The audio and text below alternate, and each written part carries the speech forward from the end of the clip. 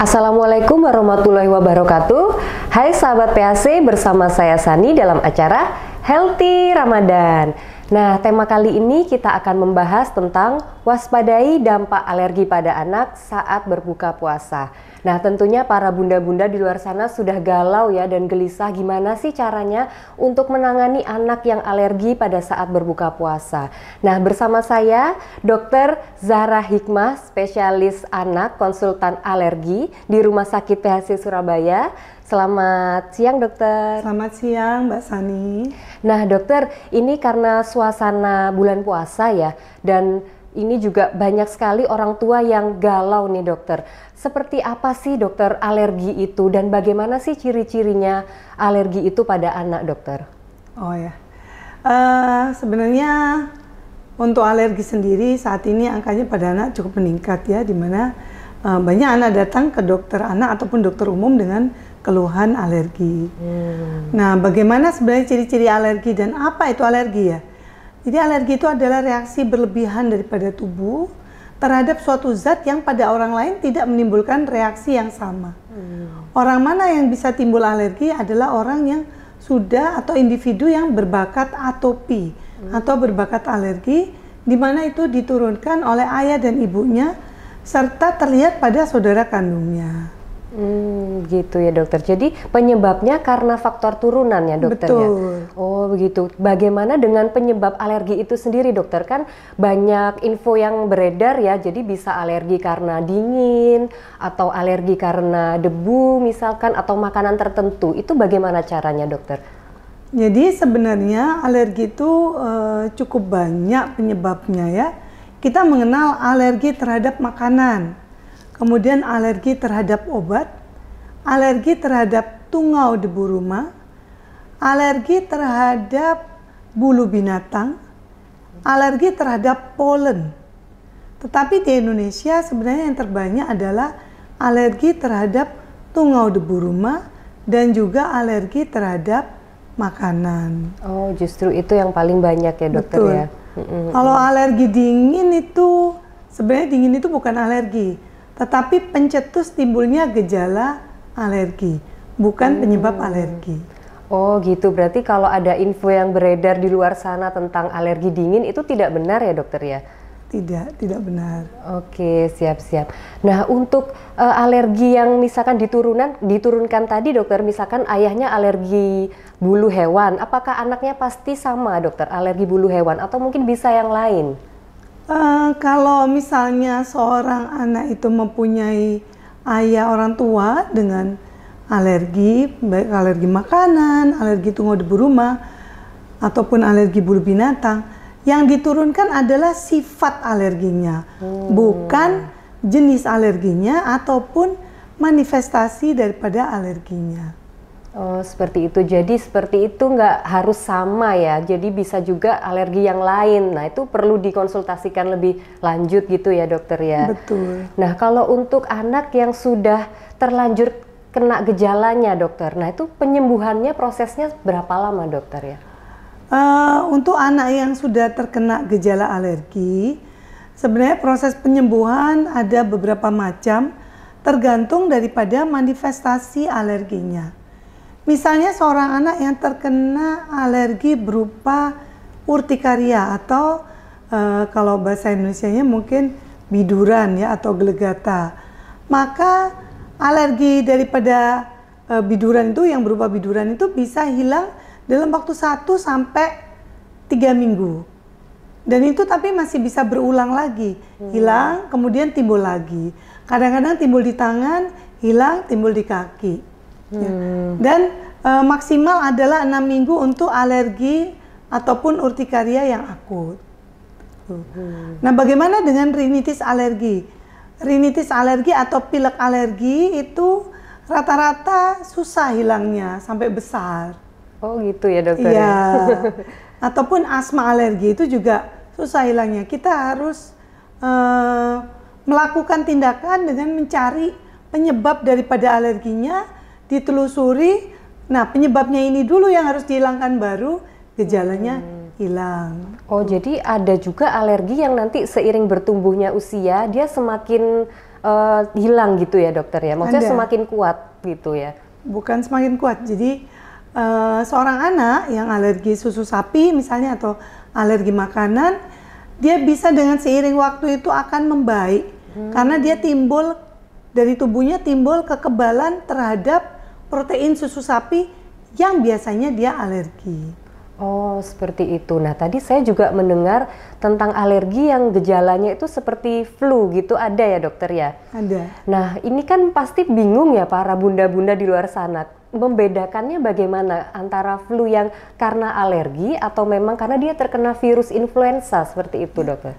Jadi untuk bunda-bunda dan ayahanda ya, ayahanda yang di sana, nun jauh di sana, di balik kamera. Ini kita mau menceritakan sedikit trik membedakan antara alergi atau bukan alergi. Alergi atau infeksi. Saat ini sebenarnya yang paling banyak infeksi, bukan alergi ya. Karena kita di musim penghujung antara kering dan hujan pancaroba ya. Gitu jadi ya, pancaroba istilahnya.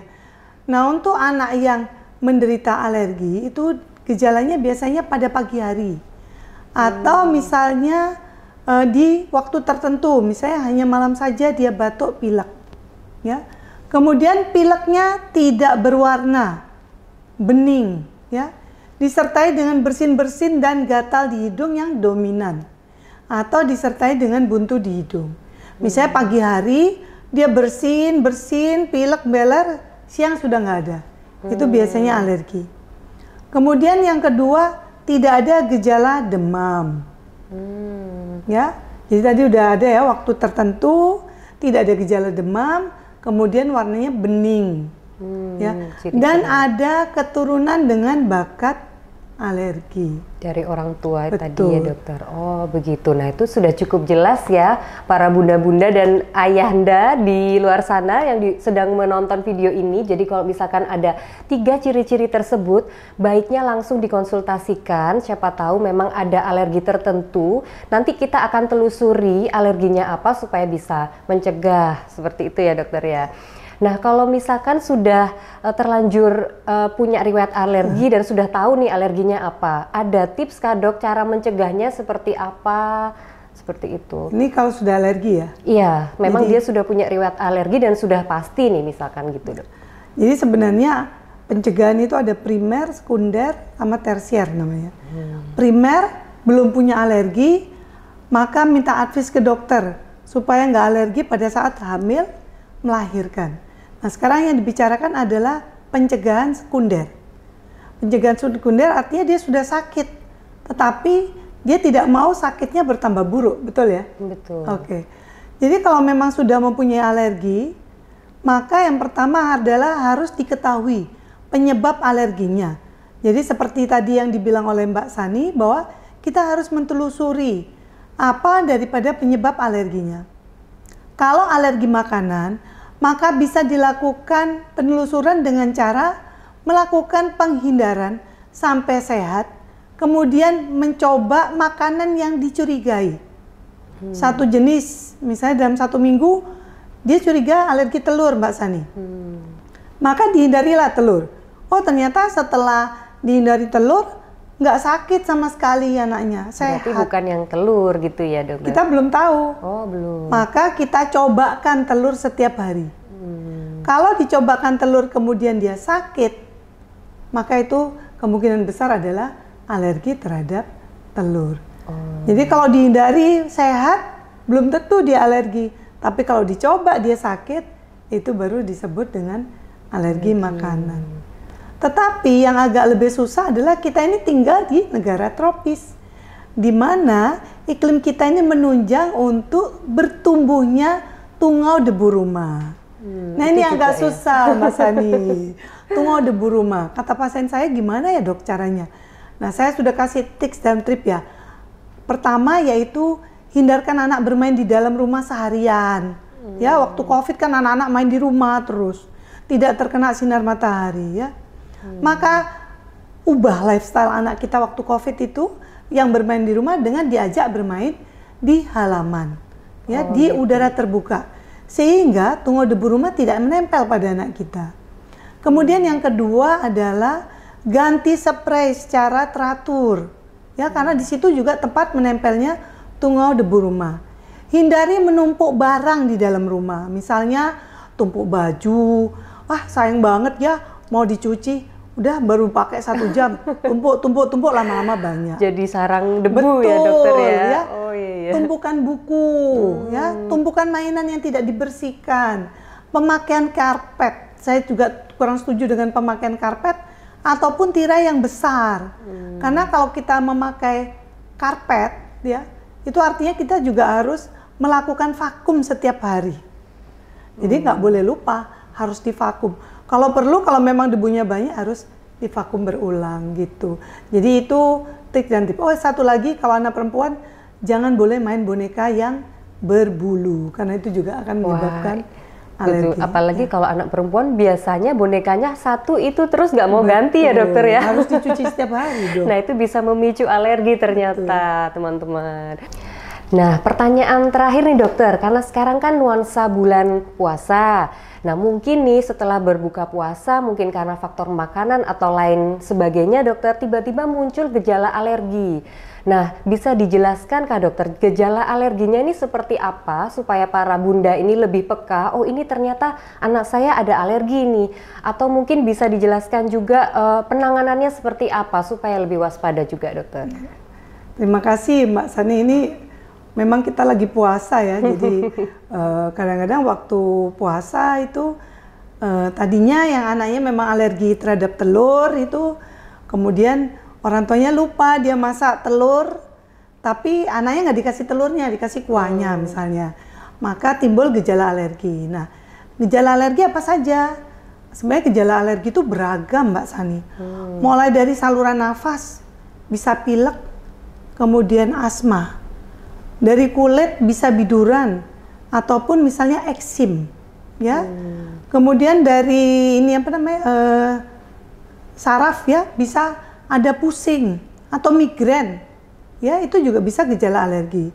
Atau yang lebih parah misalnya ada gejala habis makan, anaknya biduran, kemudian mulutnya bengkak, ya bibir bengkak bukan mulut ya, bibirnya bengkak, matanya bengkak, kemudian sesak napas biru, bahkan sampai pingsan. Itu namanya anafilaksis.